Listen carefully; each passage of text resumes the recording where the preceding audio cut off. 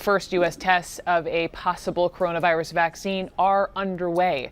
The phase 1 trial is happening in Washington state, one of the hardest hit parts of the country. 50 people there have died. Let me be clear, this trial is totally voluntary. It'll last 6 weeks. 45 healthy individuals between the ages of 18 and 55 are being asked to participate, and Neil Browning is one of them, one of the very first volunteers to actually receive this trial vaccine. Neil, thank you so much for being with me. Thank you for having me. All right, so this was totally volunteer. You're healthy. Right. Why did you want to do this? To make this end as quickly as possible for the rest of the world. If I'm healthy enough to be able to contribute research and hoping to find a vaccine sooner than later, why wouldn't I? Amen. Thank you for that. Can you just explain how many rounds of shots you'll get? And did the doctor say what side effects you could have? Talk to me about the conversation you had with your doctor. Sure. So the first step was making sure everyone was healthy. So everybody went through a physical, blood draws, tests to make sure that everything looked good. After that, we were administered vaccine. We have to do a daily chart where we take our temperature, jot down any side effects or things that we might see that could be a contributing factor from the vaccine. Once a week, we need to go back in and have blood drawn, where they will cycle through the blood, look to make sure that the body's reacting the way it's expected to, producing the antigens that hopefully will allow us to combat coronavirus should we become exposed to it. The fourth weekend, I actually go back in and everyone will get a second dose of the vaccine. We go through another 4-week period of once a week going back in for blood, and they track how that progresses from there. How will the doctors know if this works? So the way that this is working, there's no actual virus in this vaccine, neither one that's been weakened nor a dead one.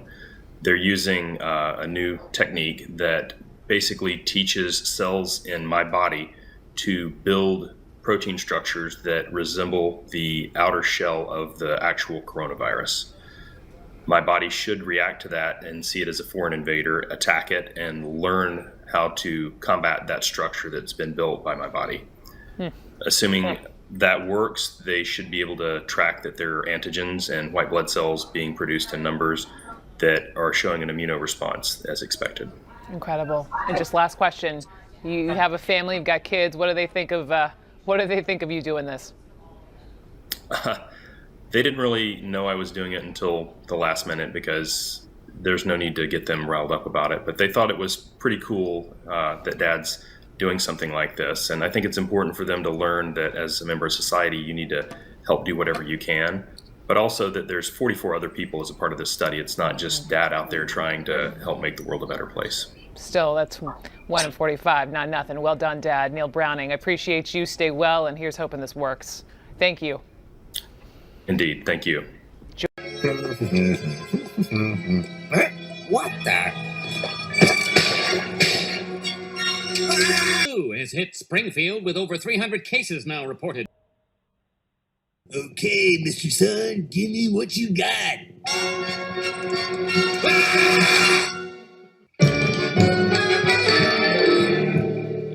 Sarge, we keep getting orders to let the virus win. Must be a school day. Lay down your arms.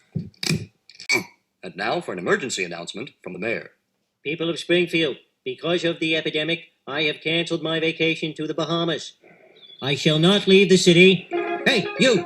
Get that steel drum out of the mayor's office. Sorry, man. We need a cure! We need a cure! Why, the only cure is bed rest. Anything I give you would only be a placebo. Springfielders are advised to stay tuned for more information if they experience any of the following symptoms: mild thirst, occasional hunger, tiredness at night.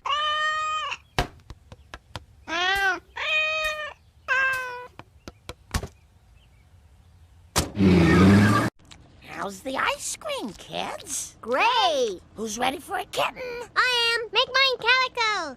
Here you go. This whole morning has been wonderful. Too wonderful. You're right. This is it. They're selling us to be crash test dummies. Oh, please let it be Volvo. Oh, you children are too suspicious.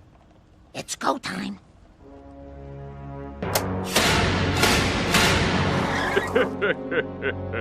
It's shot day! Welcome to hell, Man Avenue Medical Plaza. Well, that just leaves Bart. Don't forget Maggie. Oh, I got her when your heads were turned. Got her good. Now, Bart, just look out the window. It'll take your mind off the pain. See you later, inoculator. He can run, but nobody escapes the needle. Darlene, cancel all my appointments. But I need that kidney now. One way or another, I'm gonna find you. I'm gonna get you one way or another. I'm gonna get you one way or another. I'm gonna see you. I wanna meet you.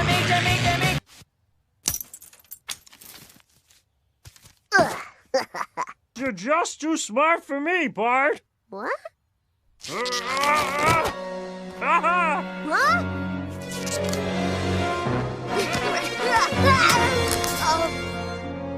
Thanks, Barney. Mo, we won't need you now. Okay, well, I really enjoyed being you, Dr. Hibbert. Maybe this would be a good time to talk about side effects. The boy's hearing should clear up in a day. If it doesn't, call me in the Bahamas. For now, he can express himself with this complimentary pen. Cool. Oh, it's a good pen. Try it out. That was a malpractice waiver, fool.